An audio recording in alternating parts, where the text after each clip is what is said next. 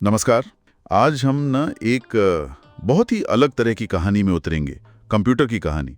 लेकिन ऐसे नहीं जैसे कोई मशीन हो, बल्कि जैसे कोई इंसान, उसकी पूरी जिंदगी, करीब 1800 से लेकर समझ लीजिए 2030 तक, कैसे वो पैदा हुआ, कौन थे उसके सोचने वाले माँ बाप, क्या मुश्किलें आईं और कैसे वो आज इतना स्मार्ट हो गया।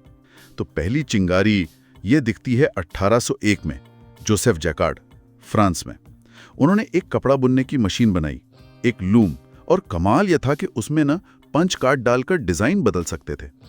पहली बार था शायद कि किसी मशीन को इस तरह कमांड दिए जा रहे थे। यहीं से वो कंप्यूटर की आत्मा का बीज पड़ा होगा, कह सकते हैं। हाँ बिल्कुल। और सोचिए उस वक्त ये कितना कितना क्रांतिकारी रहा होगा कि एक मशीन निर्देशों को फॉलो कर सकती है। फिर इसके करीब 30-35 साल बाद 1837 में आते हैं चार्ल्स बैबेज। उनका वो आइडिया एनालिटिकल इंजन का, एक मशीन जो गणना कर सके, मतलब कंप्यूटर का पिता कह सकते हैं हम उन्हें। और साथ में थी एडा लवलेस, पहली प्रोग्रामर, कंप्यूटर की माँ समझ लीजिए। उन्होंने तो उस इंजन के लिए पहला वो एल्गोरिदम लिखा था, ये सोचकर कि मशीन सिर्फ नंबर नहीं, कुछ भी प्रोसेस कर पाएगी। कमाल की सोच थी। सपना था पर वो बन नहीं पाया, तब तकनीक नहीं थी शायद। हाँ, सपना तो था पर शरीर नहीं मिला उसे। और इस सपने को हकीकत बनने में करीब 100 साल लग गए।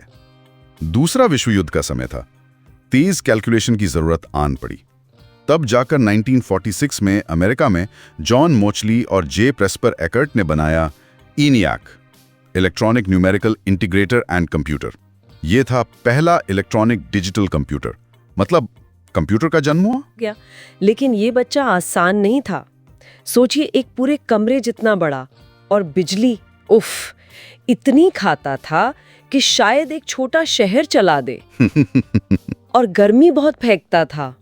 प्रोग्रामिंग करना तो मतलब टेढ़ी खीर थी। बाप रे, मतलब शक्तिशाली तो था पर संभालना मुश्किल, आम लोगों के लिए तो दूर की कौड़ी। बिल्कुल, बहुत हाई मेंटेनेंस था वो। अच्छा, तो फिर आया कंप्यूटर का बचपन, 50s और 60s का दौर। ट्रांजिस्टर्स आए, फिर वो इंटीग्रेटेड सर्किट, IC चिप्स। इससे कंप्यूटर छोटे हुए, तेज, थोड़े सस्ते भी। अब वो सिर्फ कुछ खास लैब से निकलकर बड़ी कंपनियों, सरकारों, यूनिवर्सिटीज तक पहुंचने लगे। हाँ, पहुंच तो बड़ी, मगर चुनौतियां तब भी थीं। आज जैसे आसान ऑपरेटिंग सिस्टम्स नहीं थे ना। हर काम के लिए बहुत खास कमांड्स देने पड़ते थे, लगभग हाथ से। और इनको चलाने के लिए एक्सपर्ट्स चाहिए होते थे जो वो मुश्किल भाषा समझें। मतलब दिमाग तो था पर बात करना मुश्किल था उससे। सही कहा। फिर आई कंप्यूटर की जवानी, 80s से 2000 का दौर। ये असली क्रांति थी शायद। IBM ने PC लॉन्च किया 1981 में, पर्सनल कंप्यूटर। फिर एप्पल आया मैकिन्टॉश के साथ, माउस, ग्राफिकल इंटरफेस, GUI जैसे कहते हैं। हाँ, उसने सब बदल दिया। कंप्यूटर चलाना आसान हो गया, देखकर क्लिक करना। बिल्कुल। फिर माइक्रोसॉफ्ट विंडोज ने इसे घर घर पहुंचा दिया। लैपटॉप आ गए, और फिर सबसे बड़ा बदलाव, इंटरनेट। हाँ, इंटरनेट ने तो इन अकेले काम करने वाले दिमागों को पूरी दुनिया से जोड़ दिया। पर इस जुड़ाव के साथ नई दिक्कतें भी आई होंगी। हाँ बिल्कुल आई। वायरस, हैकिंग, डेटा चोरी। क्योंकि अब सब कनेक्टेड थे, खतरा बढ़ गया। और इतने अलग अलग सिस्टम बन गए कि उनमें तालमेल बिठाना, कंपैटिबिलिटी, वो एक नई सिरदर्दी बन गई। अच्छा, मतलब जुड़ने की कीमत भी चुकानी पड़ी। हाँ, कह सकते हैं। और अब हम जी रहे हैं बुद्धिमान कंप्यूटर के दौर में, 2000 से अब तक और आगे भी। आज का कंप्यूटर सिर्फ कमांड नहीं लेता, वो AI, artificial intelligence, machine learning, इनसे सीखता है, समझता है, पैटर्न पहचानता है, सलाह भी देता है। हाँ, क्लाउड कंप्यूटिंग है, स्मार्टफोन है, IoT डिवाइसेस हैं, रोबोट्स, ये सब इसी दौर की देन है। ये कंप्यूटर अब हमसे बात कर सकता है, लिख सकता है, तस्वीरें बना सकता है, गाड़ी भी चला सकता है। ये बदलाव आया क्यों? हमारी जरूरतें बढ़ी या टेक्नोलॉजी बेहतर हुई? दोनों ही बातें हैं। हमारी जरूरतें बदली, हम चाहते थे मशीनें सिर्फ कैलकुलेट ना करें बल्कि हमारी मदद करें, समझदारी दिखाएं। टेक्नोलॉजी बेहतर हुई, डेटा इतना ज्यादा हो गया कि उसे समझने के लिए AI की जरूरत पड़ी। मतलब कंप्यूटर अब कैलकुलेटर से ज्यादा एक साथी जैसा बन गया है। हाँ, एक सहयोगी।